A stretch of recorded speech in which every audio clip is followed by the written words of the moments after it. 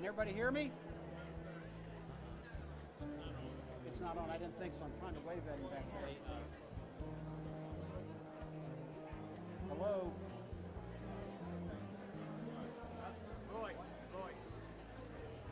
Is he there? Hello, can I get everybody, we are starting in just a minute, so could I get everybody in their seats if you could, please?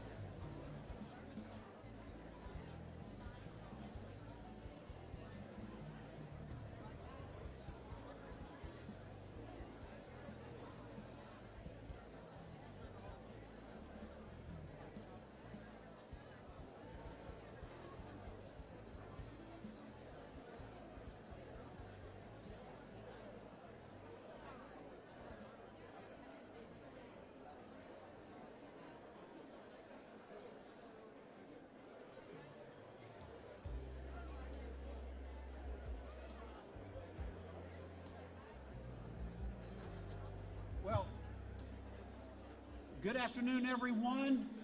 Man, look at this room. Isn't this great? My name's Roy Heatherly.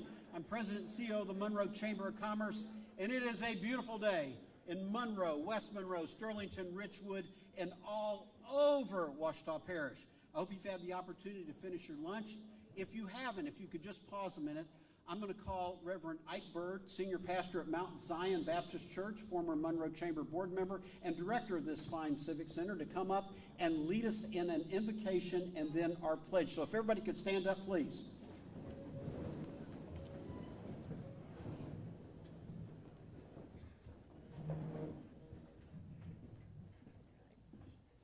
Let's pray.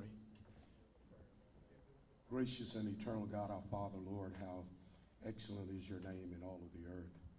And how we do thank and praise you, God, for the privilege of being able to be loved by you and to serve you. And so now as we come today, God, we just thank you for this gathering.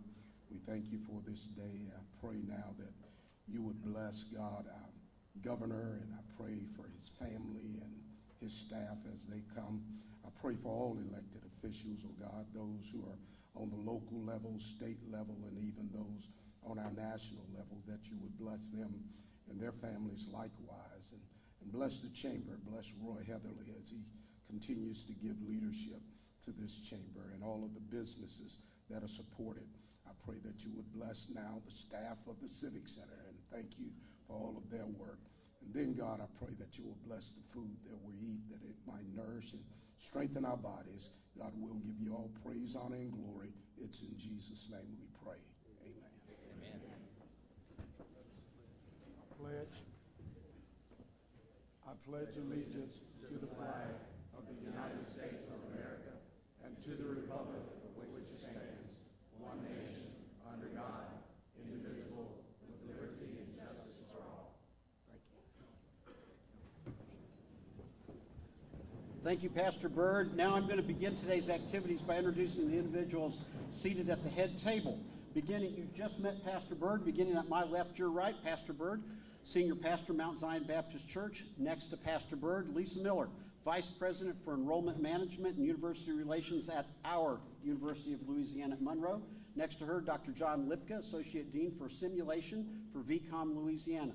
Next to him is Dr. Randy Esters, Chancellor at Louisiana Delta Community College. Next to him is Jennifer Zimmerman, the 2025 Chair of the West Monroe, West Ouachita Chamber of Commerce and Benefits Consultant for Gallagher. Next to her is Ami Kane, the 2025 Board Chair for the Monroe Chamber of Commerce and Regional Vice President of Mission Integration and Formation for St. Francis Health and St. Dominic Health.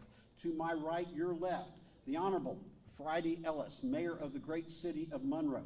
Next to him, the Honorable Stacy Mitchell, Mayor of the great city of West Monroe. Next to her, the Honorable Matt Talbert, Mayor of the great town of Sterlington. And next to Matt, the Honorable Gerald Brown, Mayor of the great town of Richwood. Next to Mayor Brown, the Honorable Shane Smiley, President of the Ouachita Parish Police Jury, which is also great. Please give it up for them, please.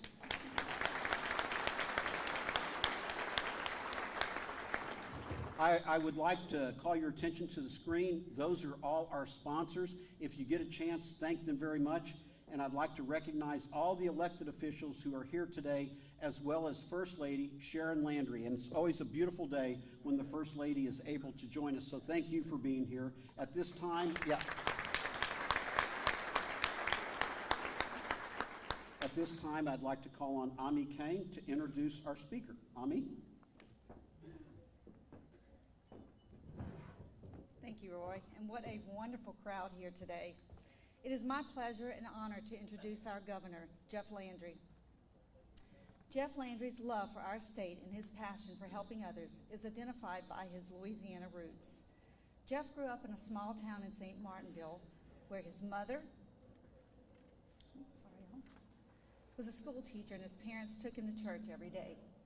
Later, Jeff learned that the hard value of work in the sugarcane fields then took him to be proudly joining the National Guard, serving in Operation Desert Storm. After returning home, Jeff worked as a police officer and sheriff's deputy, and later started a successful business and went on to law school.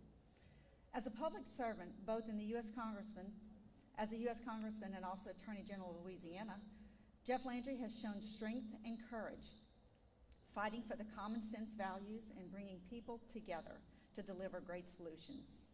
On October 14th, 2023, Jeff was elected to become the 57th governor of Louisiana, an historic primary victory.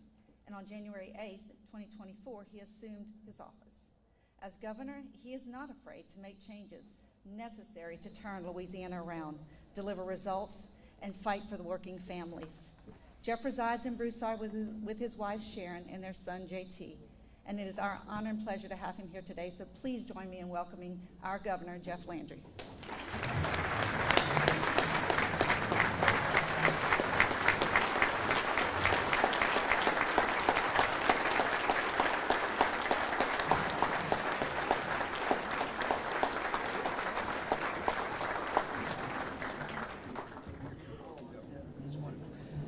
How are y'all doing today?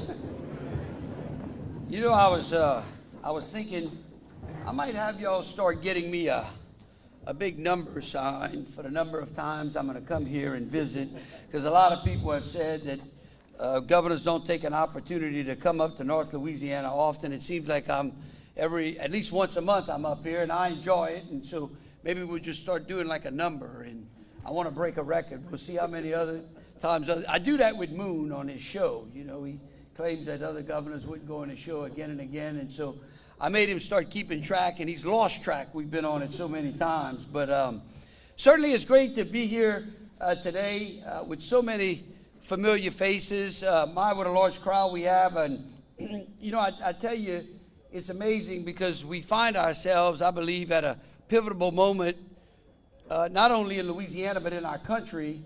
I mean, President Trump is just on a change agent.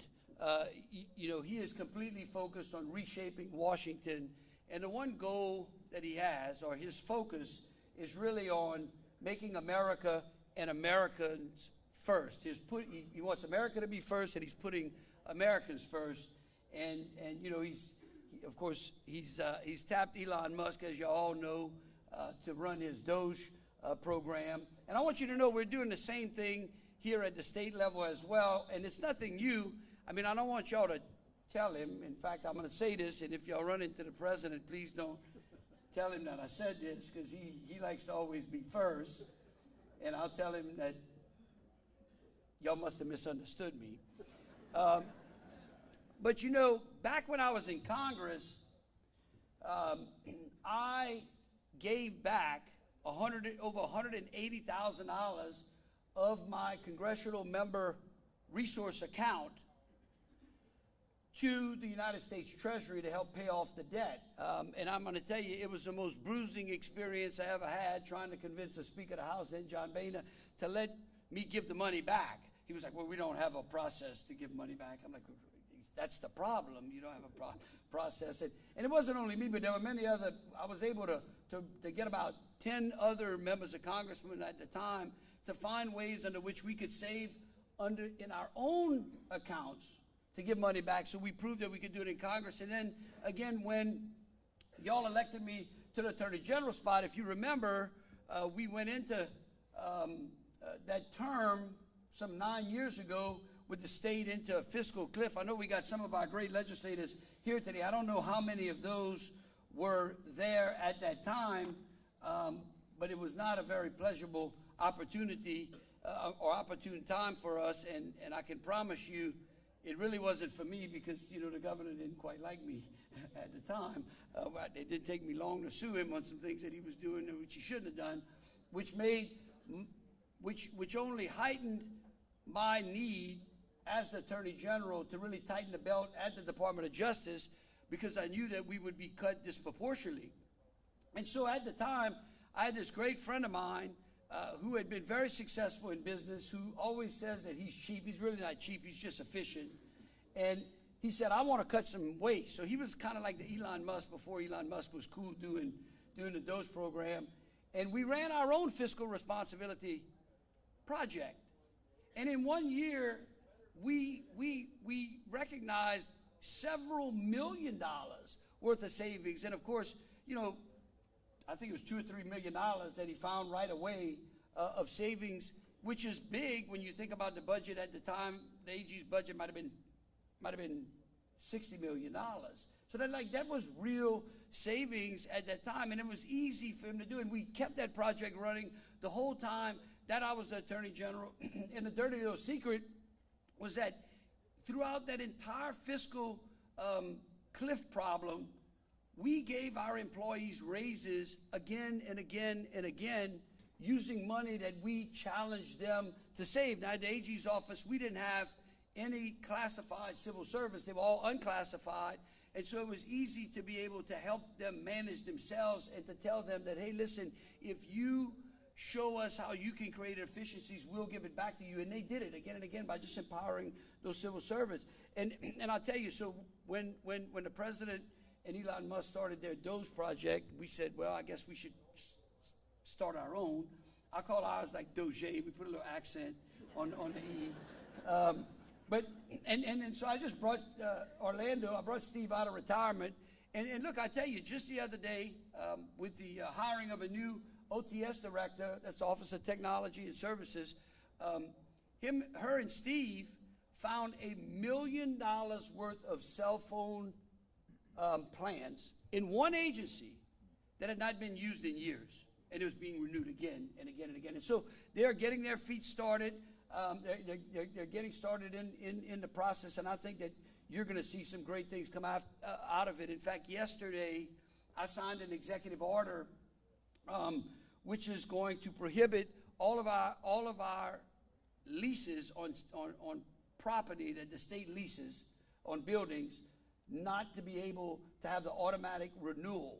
So in other words, we told all of our cabinet and agency heads, you are not to allow an automatic renewal of those buildings until you do an actual audit of the facility and find out whether or not you need all of that space, whether you need more space, and whether or not we can get a better deal. And you're going to see in the next 30 days or so, because we've been nudging our cabinet secretaries to find out who is remote working and who is not, but we're getting ready to bring everybody back. I mean, we really are. It's time for everybody to come back to work in those offices. And so, look, I support the things that the president is doing. And I've had the great opportunity to work with him over the last couple of months. In fact, he appointed me to the Council of Governors, which I think is an unbelievable appointment, not only for myself, but for the people of Louisiana, which gives us an opportunity to be in Washington and speaking to cabinet secretaries and being in and out of the White House. And actually, I spoke to the president this morning over a breakfast call about something I'll tell you about later, and he was on just a roll. In fact, I wanted to say, Mr. President, I got to leave. I got to get up to Monroe. But look, he does. And the president loves Louisiana. He really, really does, because Louisiana's been good to him. In fact, just last week, he sent 2 cabinet-level secretaries, which I'd never, I don't know if anybody can tell me the last time there were 2 cabinet secretaries that came to Louisiana at the same time for the same reason, which was to go down to Plaquemines Parish to tour the Venture Global LNG facility down there, that, by the way, is the largest construction project going on in North America. I just want you to let that sink in a little bit, and we'll talk about that a little later on. You know, because I believe that whether it's from north to south or east to west, Louisiana is really starting to recognize that we have to be one Louisiana to move Louisiana forward and to do the things that make us a state that can compete in a new industrial South, and we can finally take our place and be proud to say, guess what, Louisiana's beating out Texas and Alabama and Georgia and Arkansas and Mississippi, and we stop being number one on all the bad lists and we start being number one on all of the good lists. Because we all know that for far too long, Louisiana has been entangled in this web of challenges. And whether it is from public safety to education to our economy, those are things that have frustrated you all. And that is why, you know, almost 2 years ago, well I guess start getting lost in the time, but it's been 2 years since we've been on the campaign trail.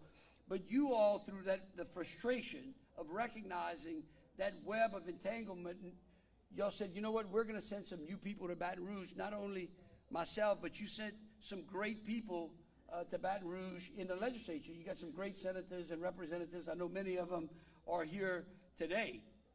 And of course, if I start calling them out, and I might, and then I'm going to forget one, and I'm going to get in trouble. But really and truly, y'all entrusted them and us to institute change in Louisiana. And I want you to know that I'm here to report to you that change is happening. And it is happening right here in North Louisiana as well. Because here's what we did. Working with those great men and women that you sent to Baton Rouge, and believe you me, they're looking fresh. I mean, Glenn and Stuart and Gabe, look, they're really here to find out if I'm sending them into a special session. No plans. But we did. We worked them, believe you me, we worked them so much. We worked them more last year than I think some legislators had worked in 4 years. But through 3 special sessions and a regular session, we have begun to reverse decades of setbacks and set this state on an absolute new course for prosperity. Not just one where we start to join our southern states in economic progress, but one in which I believe Louisiana can lead in. And the way we did it, and y'all have heard me talk about this before, but I want to remind you about the work that we did. The first thing we set about in the first special session was addressing public safety and crime. And we focused on victims' rights rather than criminals' rights. And we focused on supporting police officers and law enforcement. That's kind of a novel idea, right? I mean, really and truly, those are the people who put on a uniform each and every day or at night, leave their families, kiss their wife and their children, and go out and do a pretty dangerous job. And so the fact that we would be out there not supporting them only erodes the criminal justice system at the very foundation. And so we focused on our law enforcement officers, and we focused on changing the sentences of those that are convicted in the criminal justice system. Because under the prior Criminal Justice Reinvestment Act, you couldn't calculate the time. I mean, even the Department of Corrections couldn't even calculate the time. In fact, the state of Louisiana has been brought in like 12 or 16 lawsuits just because we couldn't calculate the time. Some people were saying that we kept them longer than we should have. And so we eliminated that by eliminating parole, and we mimicked our sentencing on the federal system, where you're going to serve 75% of your time. There's no more good time. I mean, you don't go to jail because you're good. You go to jail because you were bad. You hear me say that again and again. And then we corrected the juvenile age, because we have a problem with juvenile crime in this state. You can ask any chief of police or any sheriff out there. And I'm going to tell you this, the passage of Amendment 3, there is 4 amendments on the ballot, and Amendment 3 deals with our ability to curb juvenile crime, and I would urge you to support it. We increased the penalties on fentanyl distribution and carjacking, and we did so much more. But we also didn't forget that a lot of times good people make bad decisions, and they deserve a second chance. I mean, there's no doubt that there should be some compassion in the criminal justice system, because some people make a bad decision and they deserve a second chance. And so we improved our drug court system, we strengthened our indigent defender board, and we did other things to help reduce the recidivism rate in our prisons. And the results are demonstrable. I mean, I know that you can probably turn on the TV and they talk about the success that we've had in New Orleans, but we've seen crime as a whole start to come down across the state. But we went into the city of New Orleans, which was one of the worst cities, not only in the country, but in the world. And within a short period of time, in less than 12 months, we have been able to drastically reduce the number of homicides, carjackings, and other violent crimes in that city. And what we've learned in that city, just so I want you to know, I want you to say, well, he's just interested in New Orleans. Believe you me, I'm not. But the lessons that we learned, the way I looked at it, and seriously, like if you can fix New Orleans, you can fix just about anything, right? Is that a fair statement? Okay. And so the lessons that we are learning down there we're getting ready to turn the corner on that, and we're getting ready to focus on the other cities around this state that are having the same types of problems, but using the lessons learned out of Troop NOLA in New Orleans and bringing that into not only our cities, not only our major cities in the state, but in the rural areas as well, because we're seeing too much violence in those areas as well. And I'll tell you, one of the reasons that we started in the city of New Orleans, and one of the reasons we're now able to take that to the next level here in other parts of the state, is because of President Trump, because of his cabinet secretaries, because of the people that he's appointed, because of the relationship between myself and people like Pam Bondi, like Kristi Noem, like Kash Patel. And I want you to know something. I owe a debt of gratitude to you all for those relationships, because had you not sent me into the Attorney General's seat, I would not have had those relationships. And believe you me, I don't take that for granted, and that's why we're going to leverage those relationships to be able to bring crime down. And I'll just give you a tidbit of what we want to do, because y'all saw it here in Monroe. The last time that President Trump was in the Oval Office, David Joseph was now the federal judge, but he was then the U.S. Attorney in the Western District, and we brought together, between him and I, we do commission some of the Attorney General's prosecutors to be able to take federal gun crimes into federal court. And we did a project here in Monroe, and you started to see violent crime reduced, because again, look, criminals know. I mean, penalties work. It's why I look and see all the women out here. How many of y'all have raised children? Okay, like, all of y'all got rules, right? And y'all got a mechanism to enforce those rules. And you do it because, guess what? When you enforce those rules, those kids have a tendency to be able to respond to that. And it's the same thing, and that's how the criminal justice system is supposed to work. And so we did that, and we're going to replicate that with a commitment from the Attorney General. And so, again, we are going to keep our eye on public safety, because it is at Maslow's hierarchy for making sure that you have a community that is thriving. You have to be safe. Everyone deserves to be safe. It doesn't matter where you live, what the size of your paycheck is, or the size of your house. You deserve to live in safety. And so we're making Louisiana safe again. And then in the regular session, we focused on education. And we passed some of the most significant educational reforms in the history of this state. And how do we do it? We did it by focusing on parents and teachers, another novel concept. It goes to show you how out of whack we are, right?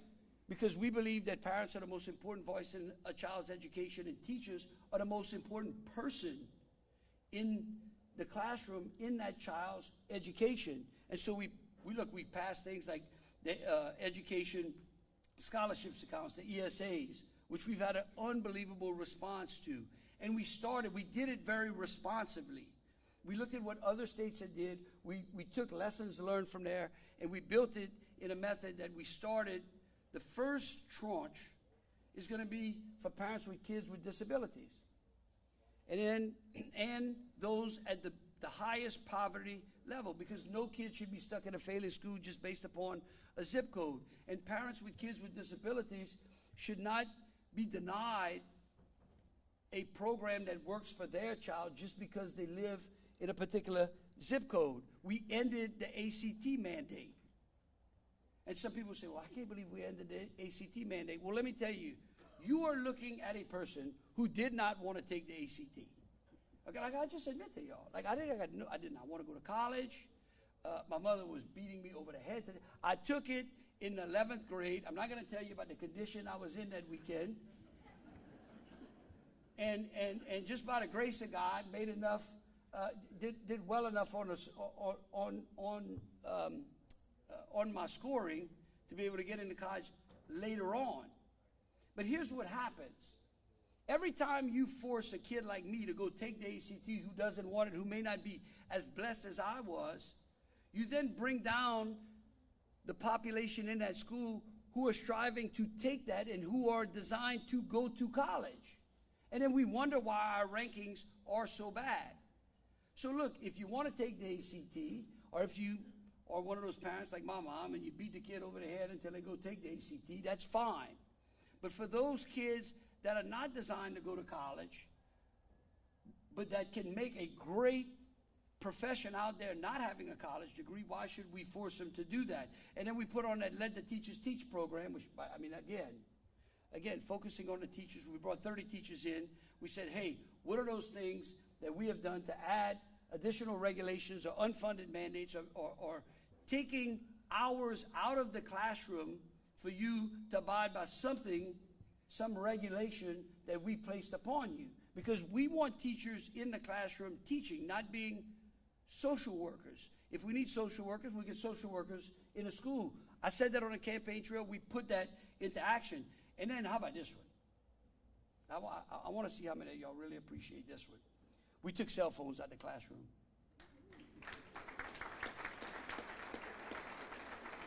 I mean, my phone, where are the legislators? How many of y'all's phones rang after that? The parents were elated.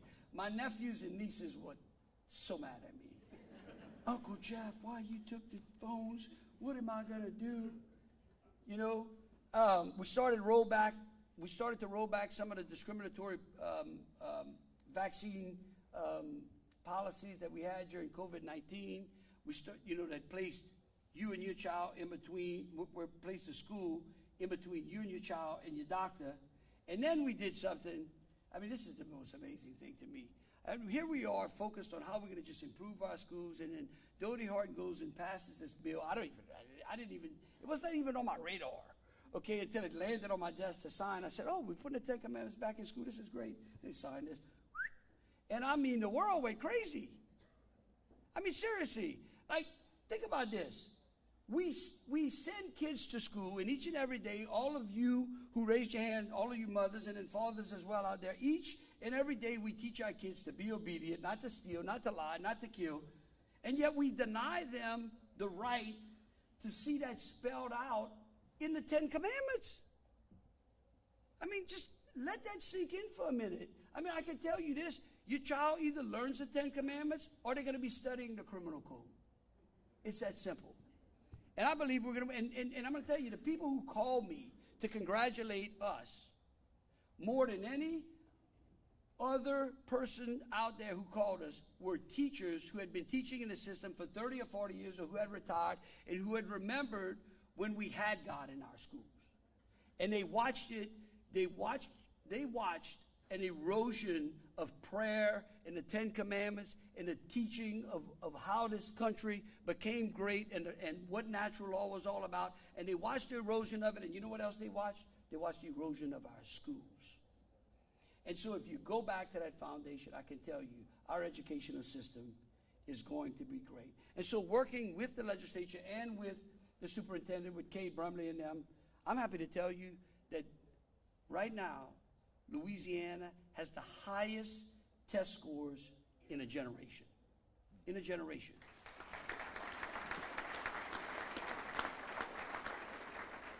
And look, we're not stopping. We got plenty more work to do, but our goal is simple. We want to ensure that every child in this state has an opportunity to reach their full potential, and we want them to be prepared for the jobs of tomorrow, while ensuring that they can go to work today, while we work on opportunities that keep them here in Louisiana. Because isn't that what y'all sent us to Baton Rouge to do?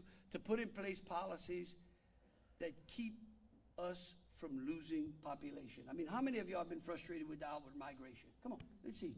Huh? That's okay. Are y'all awake? How many of y'all like people leaving the state of Louisiana? Okay, but then that's better. Well, let me tell you, this last year was the very first time in decades that the Census Bureau reported that 30,000 people came to Louisiana rather than left Louisiana.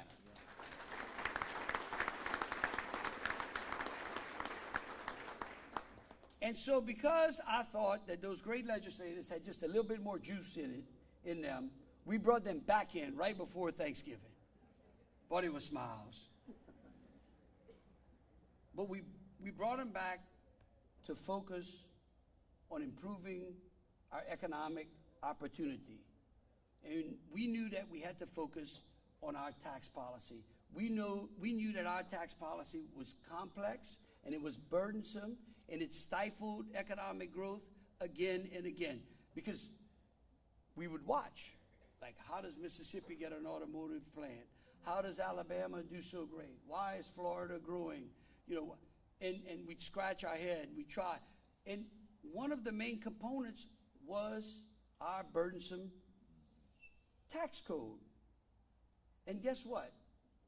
Those legislators answered the call in a bipartisan fashion. They passed what is going to be the largest tax cut in the history of Louisiana, putting more money in your pocket.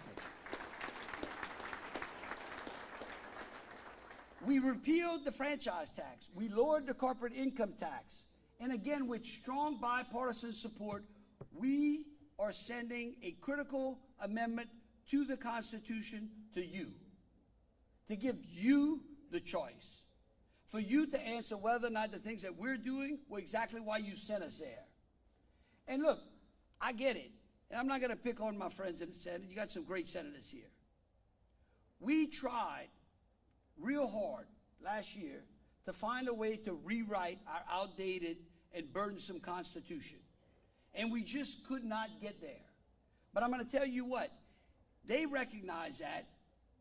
And this amendment, Amendment 2, is 30% of the work that we wanted to do last year. And it is important. It is going to pave the way for us to continue to lower taxes and to continue to improve our economic environment. In fact, the Tax Foundation now ranks Louisiana as having one of the most competitive and lowest income taxes in America.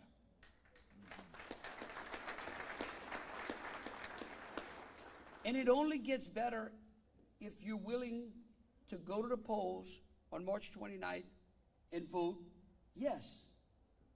Because again, voting yes is going to improve the business environment in this state. It's going to help us move Louisiana forward faster. Because y'all didn't send me to Baton Rouge to just like do nothing, right? Y'all sent me over there to get some things done. I mean, I like to think, look, and I tell you, honestly, if President Trump would have gotten elected a year before us, and he would have been moving as fast as he's moving now, then maybe we could have moved a little faster last year. Now to put the fellas in the legislature, I don't think we moved about as fast as we could. But I do not have to prove to you in this room that the things that they have done are paying off. And I told everyone that I visited with in North Louisiana when I was running for governor that we were going to bring economic opportunity to this state. And we worked clandestinely throughout, as we worked on public safety, as we worked on educational reform, as we promised those executives that we were going to do tax reform. We worked on that meta project. And we were able in December to come here with them and announce the largest capital investment of a private company in the history of North Louisiana, right here.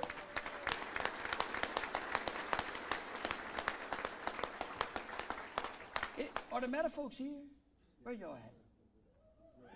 There we go. Y'all stand up. Y'all stand up. Seriously, like these people, I mean,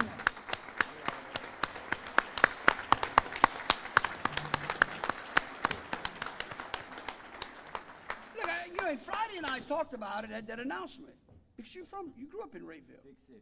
Yeah, huge, like St. Martinville.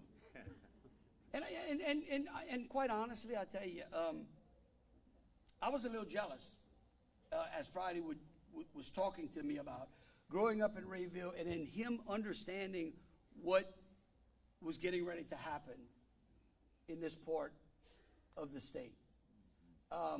Because we have all seen our small towns and our rural parts of Louisiana suffer. Yeah. And what those folks are getting ready to do here is going to be transformational. I mean, I'm telling you, you just have not been able to wrap your head around it yet. Trust me, okay? It is going to transform North Louisiana, the likes of which you have been asking for decade after decade after decade. You know, and look, all I can tell you is that right now they've got a $10 billion promise. And they run, I think they run 20 such data centers, but in talking to their boss, Mark Zuckerberg, he is committed to making this center the largest AI center in the world. Hey, hey!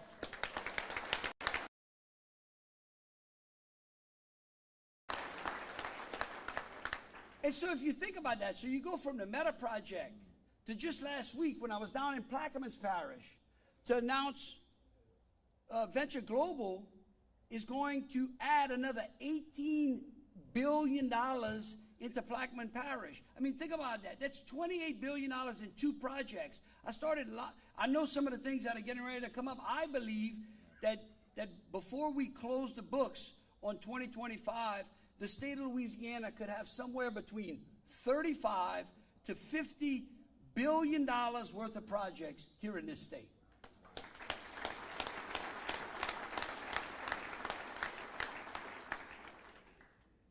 But I don't say this lightly. That momentum only continues with your participation. Look, you send us to Baton Rouge and you tell us to go to work, and we go to work. But at the end of the day, it's now on you. It's now on you to make sure that you go out and vote for these amendments.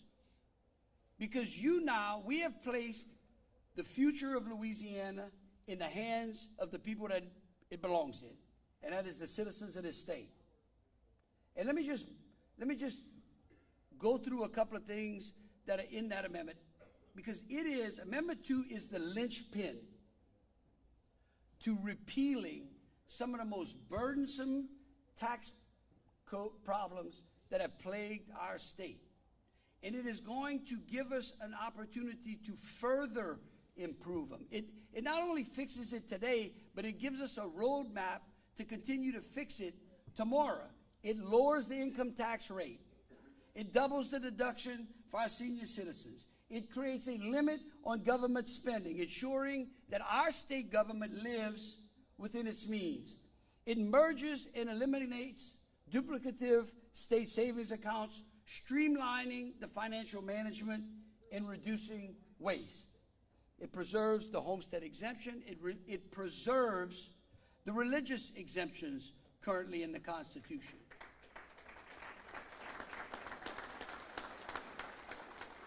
And let me just speak to that for a second, because I don't know, man, some of y'all may have heard. I mean, there may be some pastors in here that say, well, I've seen some rumbling that said that that's not so. Well, here's what I'm going to tell you. That's not true. That is absolutely not true. In fact, when we were writing this amendment, I went to the religious organization that probably has more property in this state than anyone else, and that's the Catholic Church. And I said, y'all write it.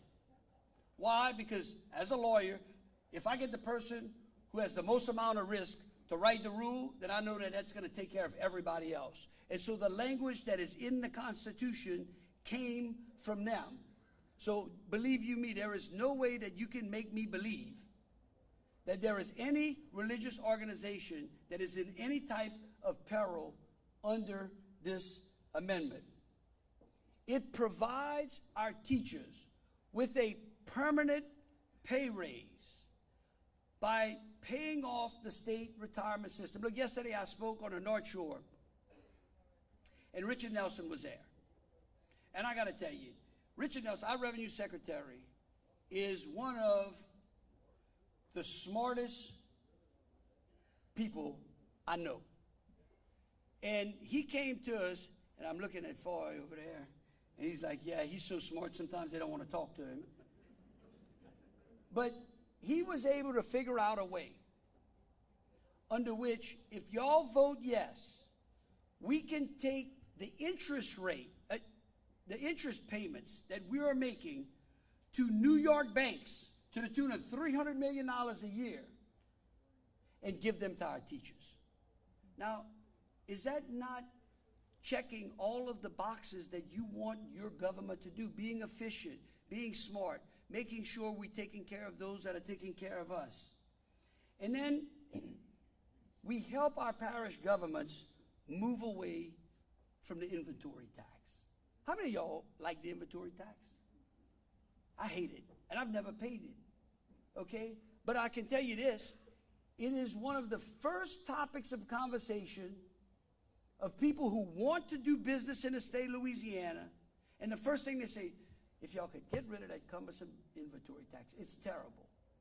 But you know what? Here's the trick. Instead of doing what Baton Rouge used to do to our local governments and saying, we're just going to take this away and you deal with the fallout, we have put in place a plan that allows them to work with us, that at the end of the day, our local governments get to raise revenue that they need to provide the services that you expect. Because for far too long, we've denied them that ability, which has really patched up and caused the patches that we have in our tax code. But I can tell you, you get rid of that inventory tax, we are rolling. You hear me? We are on the road to making Louisiana #1 in the South. And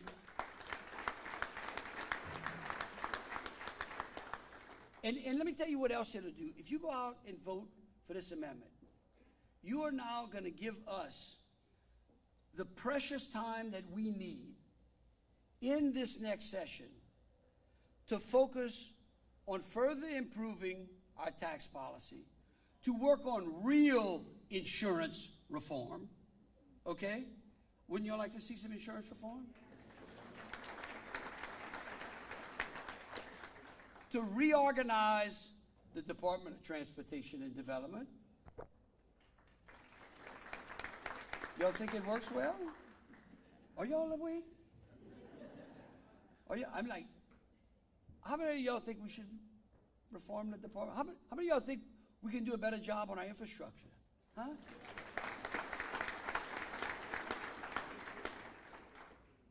So, and many, many other things that we get to focus on if you give us the flexibility to do that, and you give us that flexibility when you go vote yes. And so I got to tell you, I don't know, maybe y'all ate too much. Did y'all eat yet? Listen, like, you should be excited.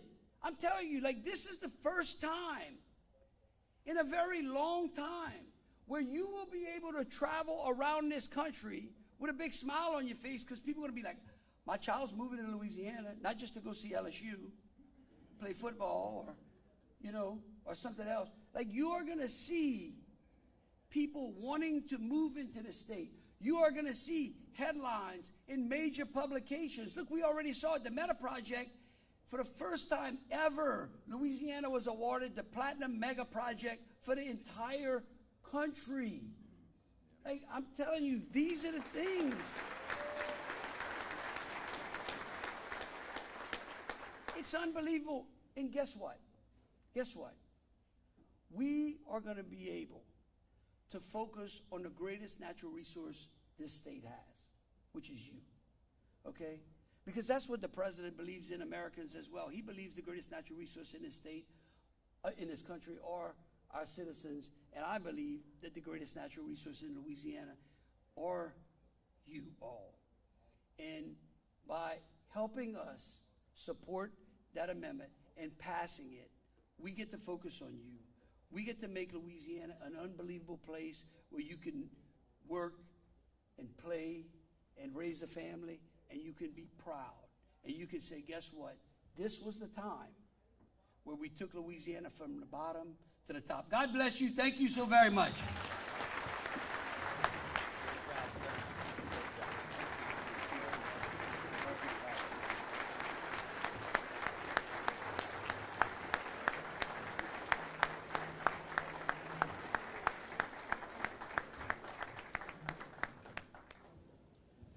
Well, thank you all for being here today, and I urge you to go to monroe.org and check on upcoming events. Again, thank our sponsors. Thank you, Governor Landry. That was fantastic.